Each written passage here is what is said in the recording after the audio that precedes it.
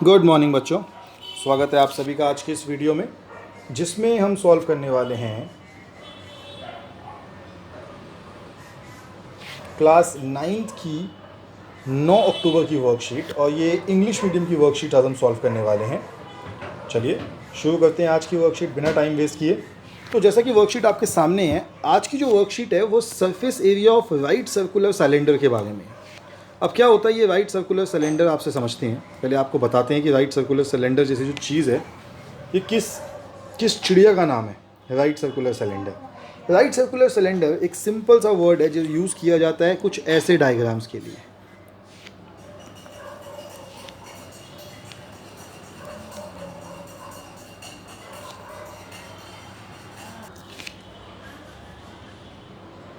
जैसे कि आपके हाथ में जो पेन पड़ा है वो भी एक राइट सर्कुलर सिलेंडर जैसा है, ऐसा पेन। तो ये एक राइट सर्कुलर सिलेंडर है। सिलेंडर मतलब एक तरीके से आपका ग्लास, लेकिन ग्लास जो होता है ना वो नीचे से छोटा ऊपर से बड़ा होता है। राइट सर्कुलर सिलेंडर की बात है कि जितना इसका रेडियस यहाँ ऊपर होगा उतना ही इसका रेडियस यहाँ नीचे होगा। ये जो चीज़ है इसको कहते हैं हम हाइट। अब दो तरीके के एरिया इसके अंदर होते हैं। एक तो ये साइड वाला एरिया जिसको मैंने हाईलाइट कर दिया।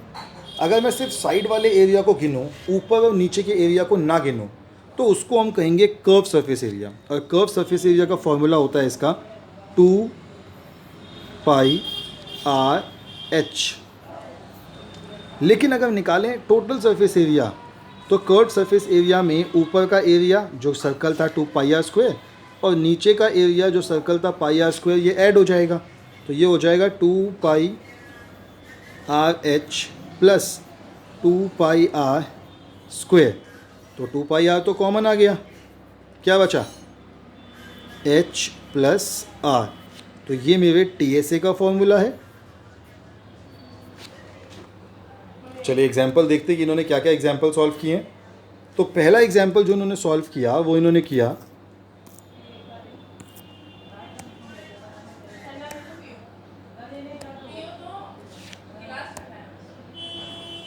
The height of a cylindrical box is 15 centimeter and the radius is 7 centimeter. Find the total surface area of the cylindrical box. तो हाइट हमें दे रखी है 15 सेंटीमीटर, रेडियस दे रखा है 7 सेंटीमीटर और हमें टोटल सरफेस एरिया निकालने के लिए कहा गया। तो हमने कहा हम निकाल लेंगे, कोई दिक्कत नहीं। टोटल सरफेस एरिया निकालने में क्या दिक्कत है। फॉर्मूला लगाया 2πrh plus r, 2πrh plus r और आंसर आ गया 968 सेंटीमीटर स्क्वायर। ऐसे ही दूसरे क्वेश्चन में हमने कर्व सरफेस एरिया निकाला जिसमें हमें हाइट दे रखी है 14 सरफेस, उसमें कर्व सरफेस एरिया हमें दे रखा है और साथ में हाइट दे रखी है और डायमीटर पूछा है। तो फिर हमने फॉर्मूला लगा के निकाल लिया। और तीसरा कॉस्ट वाला क्वेश्चन है जिसमें उन्होंने कहा कि the inner diameter of a circular well is 3.5 metre, it is 10 metre deep, its inner curve surface area निकालना and the cost of plastering this curve surface area at the rate of 40 per metre square, ये भी निकाल लेंगे। तो inner diameter हमें दे रखा था, हमने रेडियस निकाला और इनर कर्व सरफेस एरिया निकाल लिया। बाद में इस कर्व सरफेस एरिया को कॉस्ट से मल्टीप्लाई कर दिया, आंसर आ गया 4400। अब क्वेश्चन आ गए ट्राई फॉर योरसेल्फ। तो चलिए ट्राई फॉर योरसेल्फ वाले क्वेश्चन करते हैं।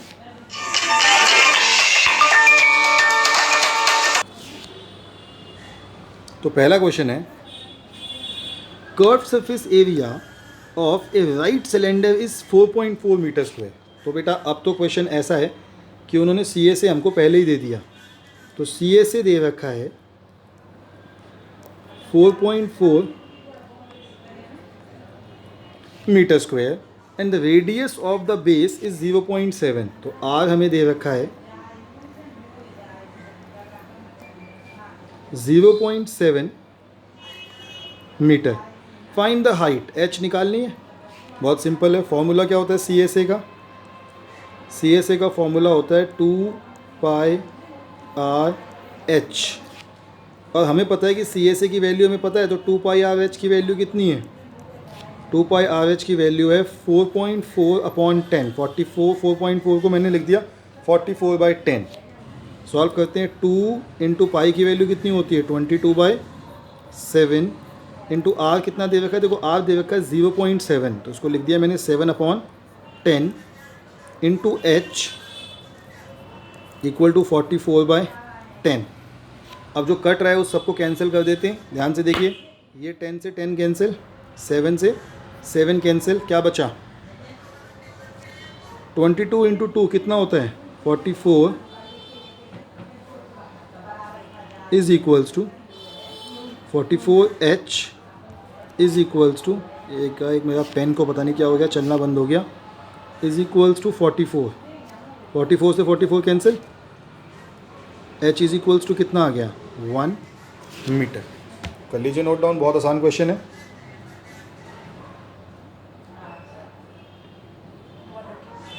चलिए अगला क्वेश्चन देखते हैं।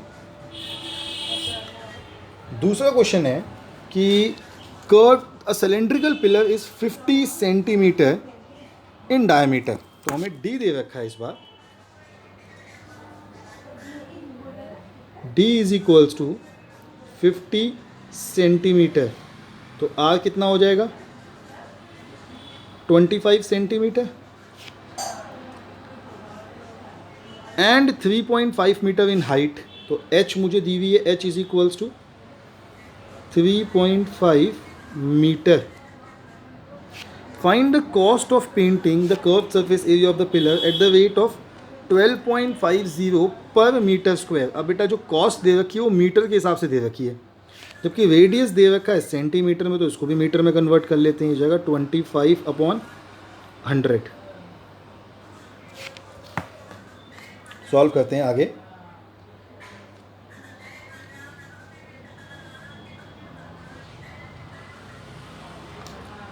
फॉर्मूला होता है 2 CSA का फॉर्मूला देखते हैं। CSA इज इक्वल्स टू क्या हो गया, CSA is equals to 2πRH। तो ये हो गया मेरा 2 इंटू पाई की वैल्यू 22/7 इंटू R कितना होगा, R की वैल्यू रेडियस दे रखा है 25/100 इंटू H कितना हो जाएगा, हाइट हो जाएगी 3.5/10 तो 35/10 हो गया। अब कैंसिल करते हैं, जो जो कट रहा है उस सबको काट देते हैं। सबसे पहले तो ये कटेगा 7 1 7 और 7 5 35, फिर 5 से कटेगा 5 1 5 और 5 2 10, 25 1 25 और 25 4 100। ये 2 से 2 कैंसिल, 2 11 22 और 2 2 4।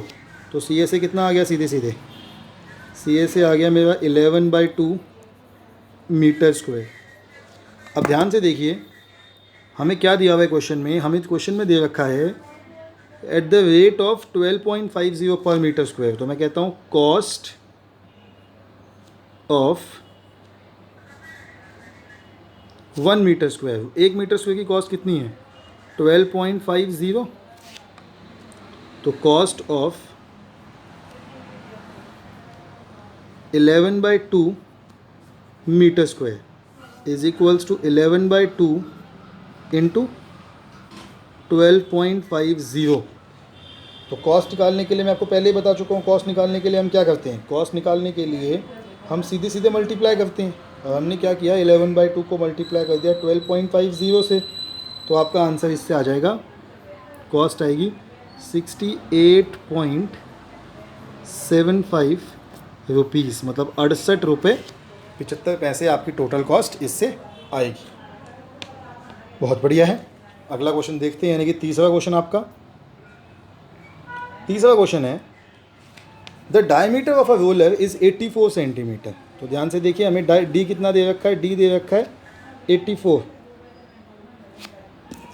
वो भी सेंटीमीटर में।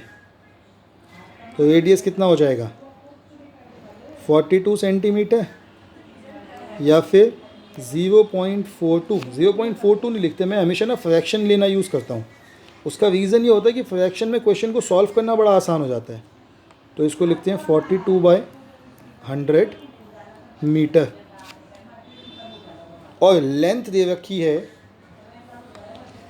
120 सेंटीमीटर।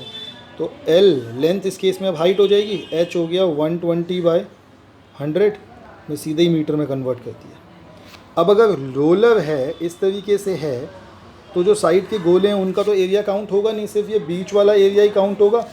तो बीच वाला एरिया यानी कि CSA जो कि हो जाएगा 1 रेवोल्यूशन। CSA का मतलब 1 रेवोल्यूशन है, और 1 रेवोल्यूशन कितना हो गया? 1 रेवोल्यूशन हो गया 2πRh, जो कि हो जाएगा आपका 2 इंटू पाई की वैल्यू 22/7 इंटू आर कितना निकला है 42/100 इंटू एच कितना है 120/100। कैंसिल करते हैं, और कैंसिलेशन के लिए सबसे फेवरेट कलर होता है ग्रीन। 0 से 0 कैंसिल, 7 1 7 7 6 42। देखो और भी चीज़ें कट जाएगी, लेकिन मैं और चीज़ें नहीं काटता। क्यों नहीं काटूंगा? क्योंकि अपॉन में 1000 का मतलब सीधे सीधे 0 आ जाएंगे। इन सबको आपस में मल्टीप्लाई करते हैं तो हम मल्टीप्लाई करेंगे 2 इंटू 22 इंटू 6 इंटू 12, और आंसर जो आपका आ जाएगा वो आ जाएगा 3168 अपॉन में 1000 मीटर स्क्वायर। अब ये तो एक रोटेशन का आया, हमारे टोटल कितने रोटेशन कर रहा है वो 500। तो मैं कहता हूँ 500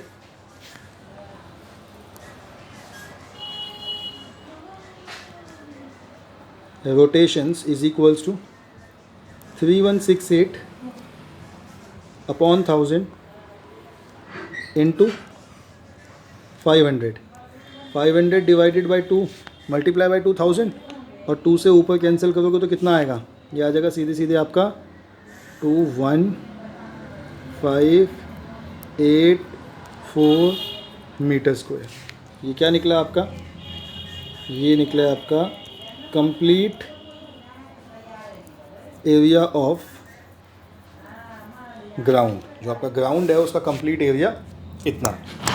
चलिए फिर आगे बढ़ते हैं आपकी दूसरी वर्कशीट पे। आज की देखते हैं कि दूसरी वर्कशीट किस चीज़ की है, जो कि साइंस की है। तो शुरू करते हैं साइंस की वर्कशीट। जिज्ञासा दीदी से क्या पूछता है कि why does gun recoil in backward direction when a bullet is fired. अगर गोली चलाई जाए तो जो गन है वो पीछे की तरफ क्यों जाती है? तो दीदी समझाती है कि this can be easily explained by law of conservation of momentum which is based on Newton's third law of motion. According to this law, sum of momentum of two objects before collision is equal to the sum of momentum after collision, provided there is no external unbalanced force acting on them. यानी कि अगर दो चीज़ें आपस में टकराई तो टकराने से पहले उनका जो मोमेंटम था, टकराने के बाद जो उनका मोमेंटम है वो सेम रहेगा। As per this law, before firing the gun, the bullets are at rest. Therefore, the total momentum of the system is 0. As soon as the gun is fired, it exerts a force on the bullets and the bullet is accelerated in forward direction. At the same time, bullets also exert some force on the gun but in opposite direction, so the total momentum of this system remains 0 और conserved. जो system का total momentum है उसमें कोई change नहीं आता। अब equation देख लेते हैं for law of conservation of momentum. कि जो law of conservation of momentum है उसकी इक्वेशन क्या है, ध्यान से देखिएगा। वो कहता है suppose two balls A and B of mass MA and MB are moving along a straight line with the velocity UA and UB respectively। यानी कि दो बॉल्स हैं और ये दो बॉल्स जिसकी में से पहले का मास है MA और दूसरे का मास है MB, ये आगे की तरफ मूव कर रही हैं। इनकी वेलोसिटीज़ जो हैं वो हैं UA और UB। ये आपस में टकराती हैं। तो जब ये टकराएंगी तो पहले वाली बॉडी दूसरे वाली बॉडी पे फोर्स लगाएगी FAB, और दूसरे वाली बॉडी पहले वाली बॉडी पे फोर्स लगाएगी FBA। ये एक ट्रिक भी होती है और ये रूल भी होता है, आप जो चाहें वो समझ सकते हैं इसको, जिसको आपको यूज़ करना पड़ता है। अब टकराने के बाद ये आगे बढ़ जाती हैं तो मास तो नहीं बदलेगा भाई। आप किसी दोस्त से टकरा गए तो ये थोड़े ना कि आपका वज़न बदल जाएगा, लेकिन वेलोसिटी बदल जाएगी। अब इसकी वेलोसिटी हो गई VA और इसकी वेलोसिटी हो गई VB। चलिए आगे बढ़ते हैं। अब उसने क्या बोला, the momentum of ball A before and after collision. Momentum जो पहले कोलिजन से पहले उसका मोमेंटम कितना था MA UA, और टकराने के बाद MAVA। देखो u से वेलोसिटी चेंज हो गई v, लेकिन मास में कोई चेंज नहीं आया। मास में जो था पहले वैसे का वैसे ही रहा। आगे देखते हैं, the momentum of ball B before and after collision. तो बॉल बी का momentum before and after collision कितना है? वो है mb ub and mb vb। ये बॉल बी का है। Rate of change of momentum, हमने लॉ पढ़ा था पिछली क्लास में, the rate of change of momentum is directly proportional to force. तो ये हो जाएगा एक्शन फोर्स FAB और रिएक्शन फोर्स FBA, और दोनों इक्वल है तो इक्वल कर दिया। ये T से T कट गया, और जब मल्टीप्लाई करके सॉल्व करेंगे तो इक्वेशन बन जाएगी MAUA plus MBUB is equals to MAVA plus MBVB, यानी कि टकराने से पहले का मोमेंटम और टकराने के बाद का मोमेंटम इक्वल है, उसमें कोई भी चेंज नहीं आया। चलिए आगे बढ़ते हैं। अगला है write the laws of conservation of momentum. Check yourself, question पहला है write the law of conservation of momentum. तो बेटा law of conservation of momentum जो है वो कुछ इस तरीके से है,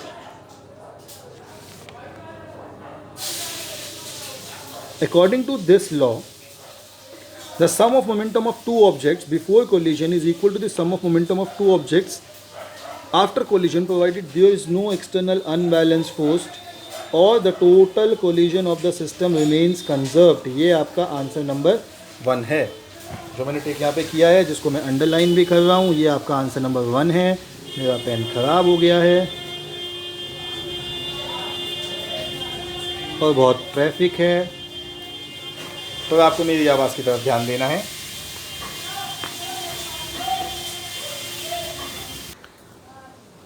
चलो फिर अगला क्वेश्चन देखते हैं। पहला क्वेश्चन तो हमने कंप्लीट कर लिया। दूसरा क्वेश्चन क्या है? दूसरा क्वेश्चन है why does an air filled rubber balloon swing here and there when escapes from the mouth of it. तो इसके लिए मैं यहाँ पे आ गया और मैंने क्वेश्चन का आंसर लिखने की कोशिश करी। क्वेश्चन नंबर 2, देखो ये बलून है, इसमें से हवा यहाँ से जो बाहर निकलेगी वो है मेरा फोर्स F, और ऊपर की तरफ ये बलून जाएगा वो हो जाएगा -F, यानी कि to conserve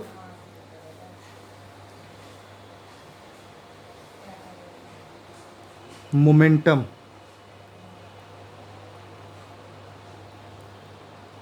of the system and also to follow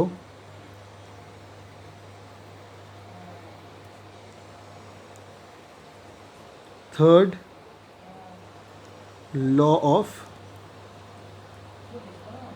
motion। Question number 3 देखते हैं।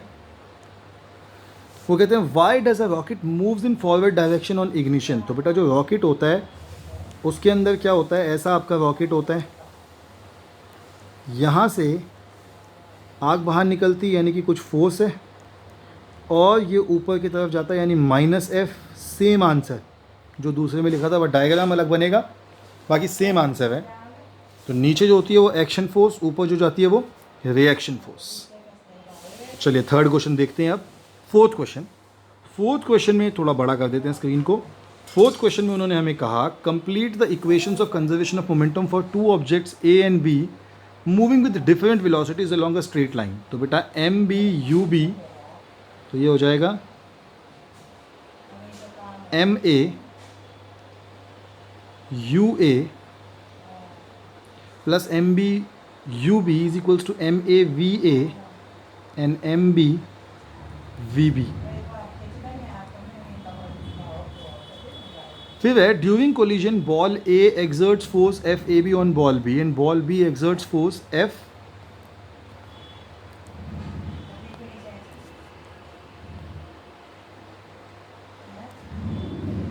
FBA on ball A. These forces must be equal and opposite। Equal तो होती हैं लेकिन एक दूसरे के ऑपोजिट होती है। चलिए बहुत बढ़िया, फिर हमने आज की वर्कशीट को कंप्लीट कर लिया बच्चों। आपसे कल मिलते हैं कल की वर्कशीट्स के साथ। तब तक के लिए stay healthy and stay safe.